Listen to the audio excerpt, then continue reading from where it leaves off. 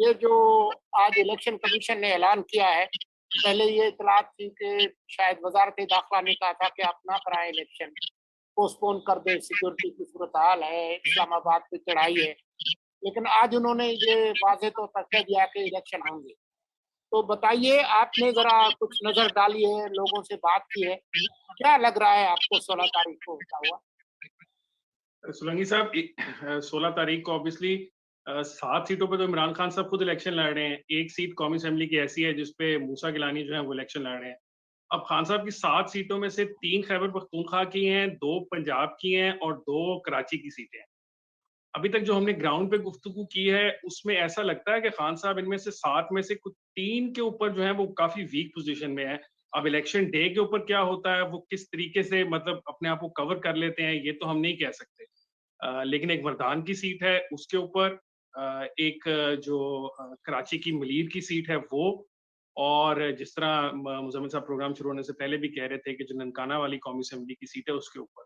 ये 3 ऐसी सीटें हैं जिनके ऊपर ऐसा लग रहा है कि खान साहब जो हैं वो शायद वीक हैं या कम हैं। बाकी फैसलाबाद में अभी शेरली साहब ने बहुत ज़्यादा काम किया है। ये अभी राना सनाउल्लाह साहब की बात हो रही थी कि वो फैसलाबाद में थे, तो राना साहब ने भी जिस हद तक वो मुमकिन हो सकता है, वो भी जाके कैंपेन कर रहे हैं। हालाँकि जैसा कि आप सारे सीनियर जानते हैं कि उनके आपसी जो मामलात हैं, वो किस तरह के हैं।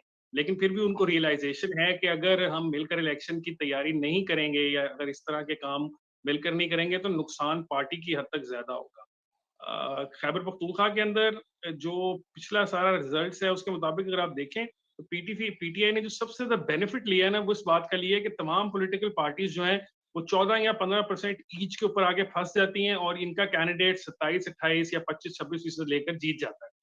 तो अब चूँकि वो सारी सियासी जमातें मिलकर इमरान खान साहब का मुकाबला कर रही हैं, तो इसलिए फ़ील ऐसा होता है ग्राउंड से कि मुश्किल होगा खान साहब के लिए और मैंने आपको बताया एक सीट तो नज़र आ रही है कि वो खान साहब शायद हार जाएँगे। ऑब्वियसली ट्रोल बहुत करेंगे लोग अगर मैं गलत साबित हो गया इसके बाद जिस तरह उन्होंने जुलाई के इलेक्शंस में किया था, लेकिन जो इस वक़्त ग्राउंड की सिचुएशन है वो तो ऐसी लग रही है और मुल्तान में भी कौमी असेंबली का जो हल्का है वो मूसा जो है वो तकरीबन 70% चांस है कि वो जीत जाएगा।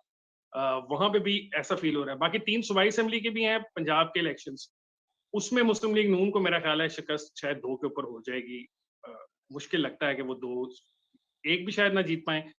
ये तो ऑब्वियसली इलेक्शन डे पे होगा। लेकिन कौमी असेंबली के अंदर पंजाब के दोनों हलकों में से भी खान साहब एक हार सकते हैं, खैबर पख्तूनख्वा से भी एक हार सकते हैं और जो कराची की मलीर की खैबर सीट है पख्तून उसमें भी खैबर पख्तूनख्वा में एमल वली और बिलोर के क्या चांसेस लग रहे हैं आपको?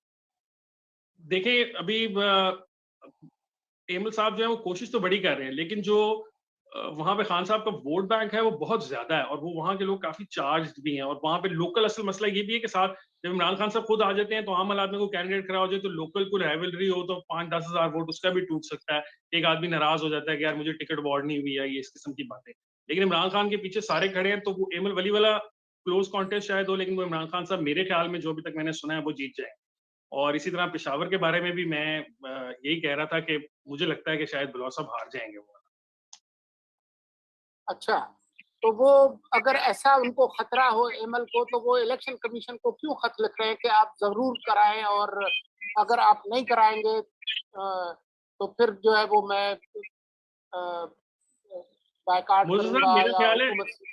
मुर्तज़ा साहब मेरा ख़्याल है कि ऑब्वियसली कोई भी जो सीरियस कैंडिडेट होता होगा वो तो हमेशा यही सोचता होगा कि उसके चाहेगा। जीतने के चांसेस बहुत ज़्यादा हैं। वहाँ पे मसला ये है ना कि जिस तरह मैदान के अंदर जो अपोज़िशन कैंडिडेट्स हैं उनका वोट बैंक जो है अगर वो चले 100% भी ट्रांसलेट नहीं होगा मौलाना कासिम की तरफ, तो अगर उसमें से 20% भी मुस्लिम लीग नून का, एएनपी का अगर उनकी तरफ चला जाता है जो 2018 में उनको वोट मिला था, तो सही, वो बहुत ज़्यादा गेन कर सकते हैं मौलाना कासिम। सही, लेकिन चारसदा के अंदर जो है ना, वो मुस्लिम लीग का और बाकी सबका वोट बैंक मिलाकर भी शायद पीटीआई का जो वोट बैंक है तकरीबन 90-95 हज़ार का और पता नहीं इमरान खान साहब के होते हुए हो सकता है वो 1 लाख तक भी चला जाए। तो सही। वो मुझे इसलिए थोड़ा-सा डिफ़िकल्ट लगता है। मैं अपने नाज़रीन को ये बताता चलूँ कि हसन इफ्तिखार नया दौर के लिए प्रोग्राम करते हैं बुध से जुमे तक रात के 10:30 बजे आपका हल्का और वो प्रोग्राम आप जब आपको मौका मिले ज़रूर देखिए क्योंकि हसन इफ्तिखार जो है वो जहाँ तक इलेक्शन और उसके एदाद-ओ-शुमार का मामला है और तहकीक का, तो कुछ चीज़ें विरसे में मिलती हैं। शायद आपके इल्म में हो कि हमारे सीनियर दोस्त और हमारे उस्ताद इफ्तिखार अहमद, उनके फर्जंद हैं हसन इफ्तिखार। और मैं इससे पहले कि इमरान खान की आज की जो तकरीर के हवाले से जो ख़ास बात है उस पर गुफ्तगू करें, इससे पहले जब एजाज हमारे साथ गुफ्तगू कर रहे थे, तो उनके मुँह से एक लफ्ज़ निकला, मेरे ख़्याल में उसका जो तनाज़ुर है वो यही था कि जो ट्राइबल कोड है, उसमें अगर आप किसी के साथ झूठ बोलें या धोखाधड़ी करते, तो वो नहीं भूलते। और वो जरदारी साहब के बलोच